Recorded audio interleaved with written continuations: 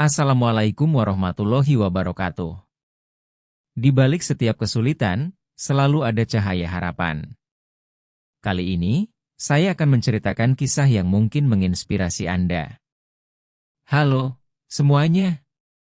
Hari ini saya akan membawa kalian menyelami sebuah cerita rakyat yang sangat menarik dari Jawa Tengah, tepatnya tentang asal-usul Desa Rowo. Kisah ini tidak hanya bercerita tentang keindahan alam, tetapi juga perjuangan, kerja keras, dan kebijaksanaan manusia dalam berdamai dengan alam. Legenda munculnya Desa Rowo. Dahulu, desa ini tidak seperti sekarang. Ia hanyalah sebuah rawa luas yang tampak kosong dan tak tersentuh. Namun, dari tempat inilah, sebuah kisah legendaris lahir. Mari kita mulai cerita ini. Kisah dimulai, rawa yang tak berpenghuni. Ratusan tahun yang lalu, di tengah-tengah Pulau Jawa, ada sebuah tempat yang dikelilingi rawa-rawa. Rawa itu luas dan indah, dengan air yang jernih dan tumbuhan liar yang tumbuh subur di tepinya.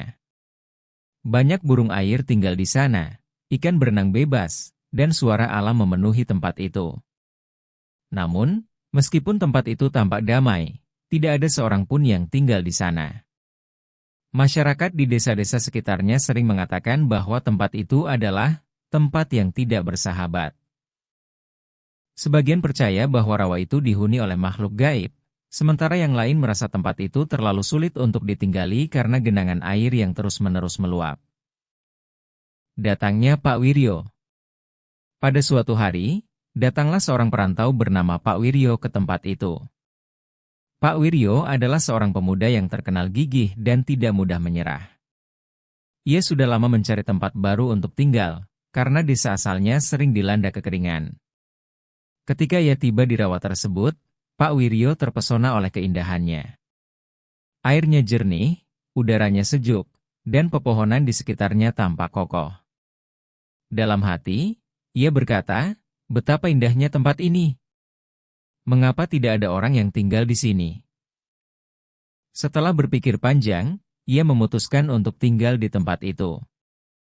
Ia mendirikan sebuah rumah kecil dari kayu di tepi rawa dan mulai menjalani hidupnya dengan mengandalkan hasil alam. Setiap hari ia memancing di rawa, mencari buah-buahan liar, dan berburu burung kecil untuk bertahan hidup. Pada suatu malam, setelah lelah bekerja sepanjang hari, Pak Wiryo tertidur lelap. Dalam tidurnya, ia bermimpi bertemu dengan seorang kakek tua yang bijak. Kakek itu tampak mengenakan pakaian tradisional dan memegang tongkat kayu. Kakek itu berkata, "Anak muda, tempat ini adalah anugerah, tapi penuh dengan ujian.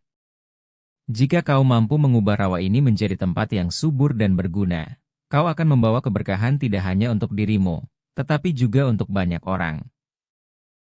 Pak Wiryo terbangun dengan rasa penasaran. Ia percaya bahwa mimpinya adalah petunjuk dari Yang Maha Kuasa.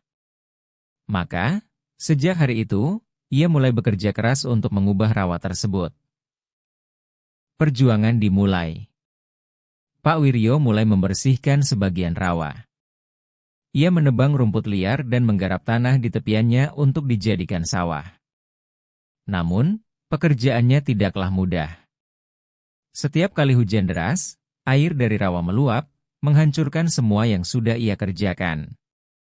Mengapa rawa ini begitu sulit dijinakkan? Pikir Pak Wiryo. Namun, ia tidak menyerah. Ia mulai mempelajari pola air di rawa itu.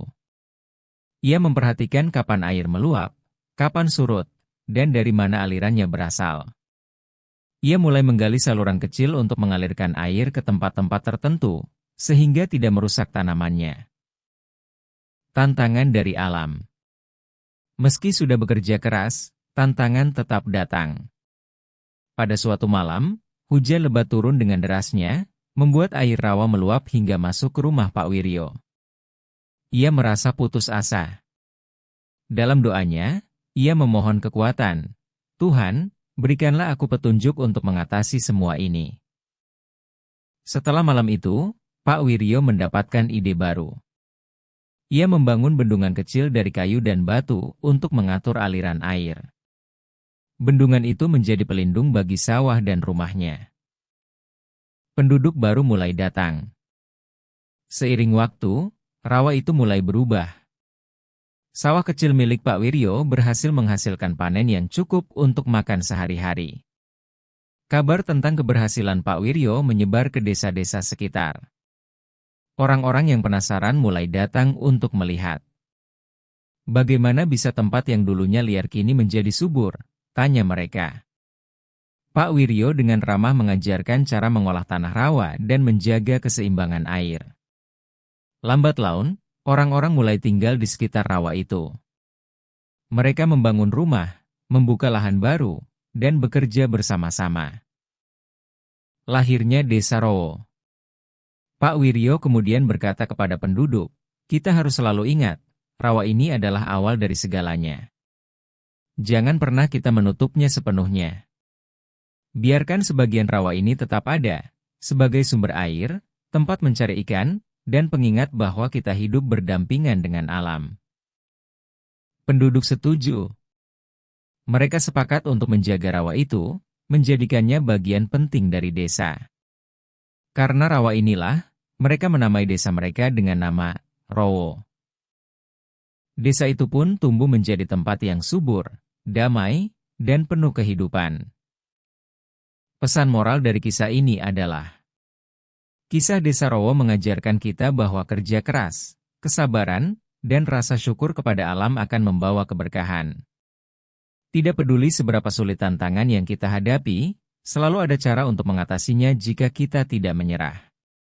Jadi, jika kalian berkunjung ke Desa Rowo suatu hari nanti, ingatlah cerita ini. Rawa yang sederhana itu bukan hanya sekadar genangan air, tetapi simbol perjuangan dan kebijaksanaan manusia dalam menjaga harmoni dengan alam. Nah, itulah kisah legenda Desa Rowo. Semoga cerita ini bisa menginspirasi kalian semua.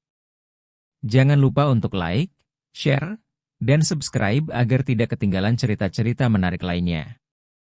Sampai jumpa di video berikutnya.